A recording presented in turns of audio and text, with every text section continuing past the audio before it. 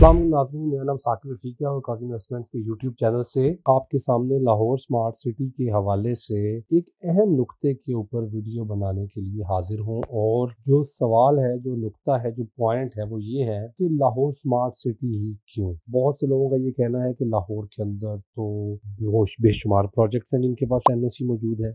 बहुत से प्रोजेक्ट्स ऐसे हैं जो लाहौर में अच्छी लोकेशंस पे हैं, उनके जीटी रोड से एक्सेस मौजूद है, वो मोटरवे के करीब भी हैं। और बहुत से ऐसे प्रोजेक्ट हैं जो अच्छा काम कर रहे हैं, अच्छे रोड्स बना रहे हैं, अच्छा इंफ्रास्ट्रक्चर दे रहे हैं। तो फिर लाहौर स्मार्ट सिटी को ही लेकर मार्केट के अंदर इतनी हाइप क्यों है? Why Lahore smart city is the one जिसके बारे में ओवरसीज़ में भी एक्टिविटी दिखाई देती है।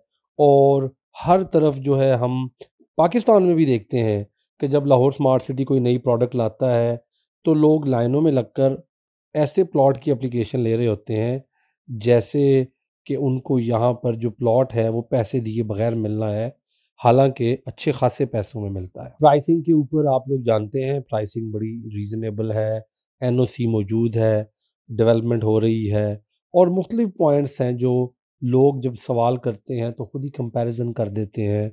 और जब उन्हें हम बताते हैं कि ये वाली रीज़न है, वो वाली रीज़न है, तो वो सारी रीज़न्स के ऊपर जो बायर होता है उसने भी अक्सर अपने जवाबात तैयार कर रखे होते हैं। लेकिन मैं जो सबसे इम्पोर्टेंट रीज़न है जिसकी वजह से मेरा अपना वहाँ पर प्लॉट है, और क्या ऐसी वजह है जिसकी वजह से मैं खुद भी इतना हाईली ओपन होकर उसको रेकमेंड भी करता हूँ, और मुझे ये डर नहीं होता कि अगर मैंने किसी को वहाँ पर इन्वेस्ट करवा दिया तो कल उस बंदे का कैसे सामना करूँगा। और वो रीज़न जो है वो ये है कि लाहौर स्मार्ट सिटी जितनी कमिटमेंट के साथ आबादकारी के ऊपर तवज्जो दे रहा है प्रोजेक्ट की, अब ये बड़ा अहम पॉइंट है, यानी कि जितनी तेज़ी के साथ वो प्रोजेक्ट को डेवलप कर रहे हैं, जितनी स्पीड के साथ वो इन्वेस्टमेंट खुद कर रहे हैं, आप लोगों की किस्तें तो जाएंगी, आपने डेवलपमेंट चार्जेस अभी दिए भी नहीं होंगे,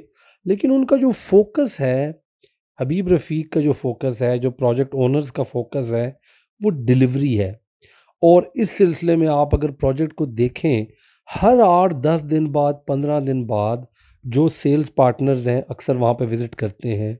बहुत सौ से मेरी बात होती है, मैं ख़ुद भी जब पाकिस्तान जाता हूँ तो देखता हूँ, हर 2-4 हफ़्ते बाद वहाँ पर बड़े पैमाने पे तब्दीलियाँ आती हैं ऑन ग्राउंड। चाहे वो उसके रोड्स का काम हो, चाहे इंफ्रास्ट्रक्चर हो, चाहे ओवरहेड वाटर टैंक्स हों, चाहे उसके जो है लोगों को ऑन ग्राउंड घर शुरू करवाने का काम हो, चाहे बैलेटिंग करके प्लॉट्स लोगों के हवाले करने हों।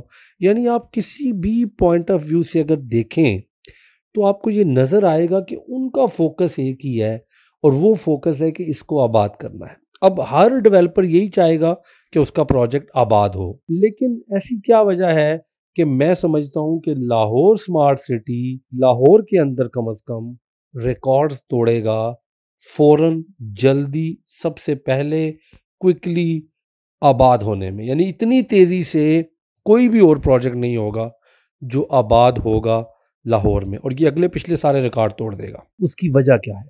उसकी एक बहुत बड़ी वजह इसकी एक्सेस है कि ये जीटी रोड से भी लिंक्ड है, ये मोटरवे से भी लिंक्ड है, ये जो इंटरचेंज है उससे भी लिंक्ड है, ये शेखुपुरा के भी साथ लगता है, लाहौर को भी साथ लगता है, गुजरांवाला को भी साथ लगता है, सियालकोट वाले लोग भी इसको अपना घर ही समझते हैं।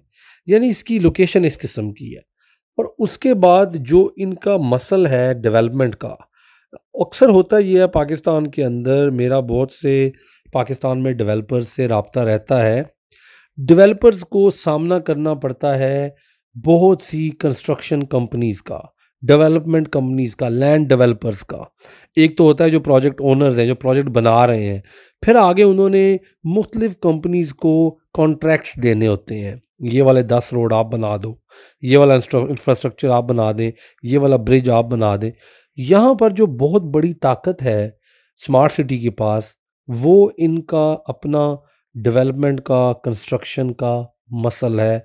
वो जो इनकी एक ताकत है मशीनरी की, वो जो इनकी अपनी इन हाउस की जो एक एक्सपर्टीज़ है, सिर्फ मशीनें नहीं, सिर्फ मशीनों से काम तो नहीं चलता, दिमाग चलना, भी चाहिए, वो भी पीछे मौजूद होना चाहिए। तो इनके पास जिस किस्म के लोग हैं, जो इनकी टीम है काम करने वाली, जो ऑन ग्राउंड लोग हैं, बड़े कमिटेड लोग हैं और बड़े प्रोफेशनल लोग हैं।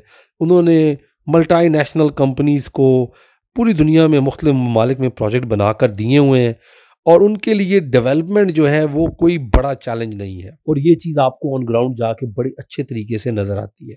अब इसमें अक्सर लोग मुझे ये सवाल करते हैं कि कैपिटल स्मार्ट सिटी फिर इतनी जल्दी क्यों नहीं आबाद हो सका। अब उन लोगों को मैं सिर्फ ये चाहूँगा कि वो दोनों प्रोजेक्ट्स को एक दफ़ा विज़िट कर लें। उसके बाद उनको उनके सवाल का खुद ही जवाब मिल जाएगा। जो कैपिटल स्मार्ट सिटी था, उसका एक जो लैंडस्केप है, वो पोठोहार की रेंज है। बड़ा उसका चैलेंजिंग किस्म की जो ज़मीन थी और उसमें ऊपर-नीचे, उतार-चढ़ाव, गहरी खाइयाँ, बीच में 2-3 डैम्स और बहुत सी कलवड़ और बहुत से इस तरह की चीज़ें और बहुत से चैलेंजेस थे, लेकिन उसका भी बड़े अच्छे तरीके से जो है वो सामना करके उनको ओवरकम किया है माशाल्लाह स्मार्ट सिटी ने, और उसको भी लिवेबल बनाया है। उसके भी मुख्तलिफ इलाके जो हैं वो मुख्तलिफ सेक्टर्स जो हैं हैंड ओवर किए हैं। लेकिन अगेन ये जो लाहौर का मैदानी इलाका है और ये ऐसी ज़मीन है जहाँ पे आप खड़े होकर देखते हैं तो आपको हद्दे निगाह तक जो है वो ज़मीन बिल्कुल प्लेन दिखाई देती है। तो इसको मज़ीद प्लेन करने के लिए लाहौर स्मार्ट सिटी वाले जो है वो बहुत तेज़ी से काम कर रहे हैं, और मैं ये समझता हूँ कि लाहौर स्मार्ट सिटी बिला शक व शुबा लाहौर का नंबर 1 प्रोजेक्ट है।